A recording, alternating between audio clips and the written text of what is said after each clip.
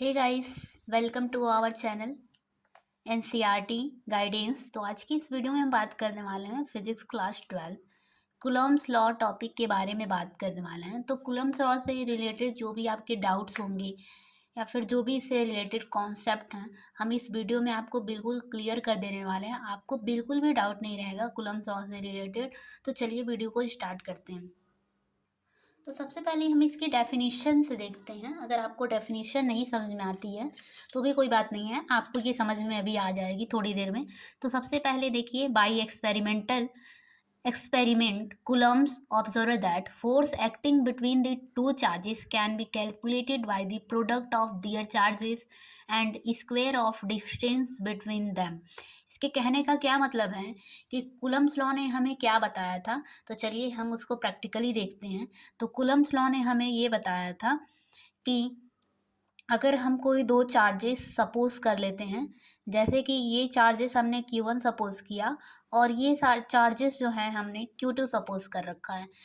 तो उन्होंने बताया कि इन दोनों चार्जेस के बीच में जो फोर्स लगता है, इन दोनों चार्जेस के बीच में जो फोर्स लग रहा है उसे हम कैसे कैलकुलेट कर सकते हैं। तो इन दोनों चार्जेस के प्रोडक्ट को करके और जितना इन दोनों के बीच में डिस्टेंस है, अगर हम इन दोनों के बीच में डिस्टेंस अगर हम r सपोज कर लेते हैं, स्मॉल r सपोज कर लेते हैं, तो इन दोनों के डिस्टेंस के square of distance between them. तो उन्होंने ये चीज़ बताई थी। तो सबसे पहले अगर हम इसका इक्वेशन अगर बनाते हैं तो सबसे पहले क्या कहा था कूलम्ब्स ने। तो जैसा कि अगर हम इसका इक्वेशन बनाते हैं तो कूलम्ब्स ने पहले बताया कि दोनों चार्जेस का जो है हम प्रोडक्ट कर देते हैं। तो लीजिए हमने प्रोडक्ट कर दिया। अब फिर उसके बाद उन्होंने बताया कि हम दोनों चार्जेस को जो है, इन दोनों चार्जेस के बीच का square of distance between them, इन दोनों के अगर स्क्वायर करते हैं दोनों चार्जेस के बीच के डिस्टेंस का, तो यहाँ पे देखिए 1/r² हमने कर दिया। r जो है आपका इन दोनों के चार्जेस के बीच का डिस्टेंस है। तो ये अगर हम इसको इक्वेशन नंबर फर्स्ट सपोज कर लें और इसको इक्वेशन नंबर सेकंड सपोज कर लें, तो क्या होता है कि अगर हम इन दोनों इक्वेशन को ऐड करते हैं तो कूलम्ब्स का इक्वेशन क्या निकल के आता है कि आपका Q and Q2 by r²। तो ये निकल के आता है। तो कूलम्ब्स का यहाँ पे देखिए, आप देख सकते हैं F is directly proportional to Q1 Q2 upon r²। तो ये था कूलम्ब्स का ऑब्जर्वेशन। और उन्होंने आगे ही बताया था, अगर कोई कांस्टेंट टेम्परेचर होता है, फॉर एग्जांपल अगर हम उसको कोई भी कांस्टेंट टेम्परेचर में अगर रखा गया है, तो उन्होंने एक जो है हमें ये जो प्रोपोर्शनैलिटी साइन को हटाने के लिए उन्होंने एक कांस्टेंट का यूज़ किया था। जो कांस्टेंट का यूज़ किया था उसको हम बोलते हैं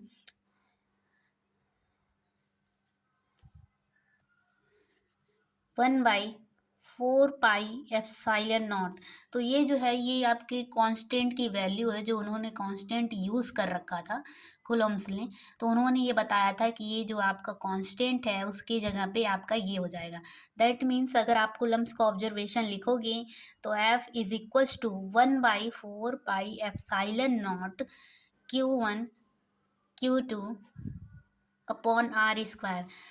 इसका मतलब क्या है कहने का, तो ये जो था ये फाइनल उन्होंने कूलम्ब्स ने बताया था, फाइनल ऑब्जर्वेशन था उनका।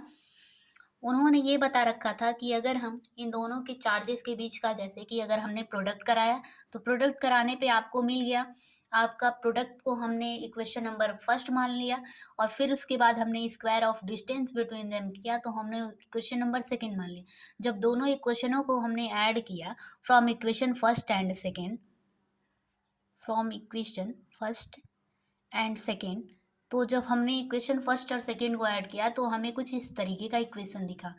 तो उन्होंने जो है ये कांस्टेंट प्रोपोर्शनैलिटी साइन हटाने के लिए उन्होंने एक कांस्टेंट का यूज़ किया, जिस कांस्टेंट को हम बोलते हैं परमिटिविटी। बहुत ही इंपॉर्टेंट है, आपके बोर्ड एग्जामिनेशन में भी ये पूछा जाता है, परमिटिविटी। तो चलिए हम परमिटिविटी के बारे में भी देख लेते हैं। फिलहाल आपका कूलम्ब्स लॉ का तो यही फाइनल ऑब्जर्वेशन था। कूलम्ब्स लॉ ने यही यूज़ किया था, उन्होंने सिर्फ ये इतना इक्वेशन बताया था। तो यहाँ पे देखिए परमिटिविटी का, it is a characteristics of medium which affect by the by which it opposes the repulsion and attraction between two charges। मतलब क्या कहने का मतलब है, परमिटिविटी आपका, जैसे कि हमने ये टू चार्जेस सपोज कर रखा है, तो अगर इसे किसी मीडियम में रखा जाता है तो इन दोनों के बीच में जो हमारा फोर्स लग रहा है वो उस मीडियम पे डिपेंड करता है कि वो कितना चार्जेस आपस में अट्रैक्ट करेंगे या फिर रिपल्सन होगा दोनों चार्जेस के बीच में। तो ये चीज़ जो है परमिटिविटी कहलाती है। तो ये आपके बोर्ड एग्जामिनेशन में या फिर किसी कम्पिटिटिव एग्जामिनेशन के लिए बहुत ही इंपॉर्टेंट है परमिटिविटी। एंड इसकी वैल्यू जो है वो अक्सर पूछती है। तो परमिटिविटी की वैल्यू जो है आपने यहाँ पर देख रखी है, 1/4πε0 जो होती है वो आपकी परमिटिविटी की वैल्यू होती है, बहुत ही इंपॉर्टेंट वैल्यू है। तो ये था आपका कूलम्स लॉ। अगर आपको फिर भी कोई डाउट है, कोई टॉपिक्स नहीं समझ में आ रहे हैं कूलम्स लॉ से रिलेटेड, तो आप कमेंट करके बता सकते हो। एंड अगर आपको वीडियो अच्छी लगी हो तो प्लीज़ से जाके वीडियो को ज़रा लाइक कर दो एंड चैनल को सब्सक्राइब कर लो। भाई पैसे नहीं लगते हैं, चैनल को सब्सक्राइब कर लो। Thanks for watching my video. मिलते हैं नेक्स्ट वीडियो में।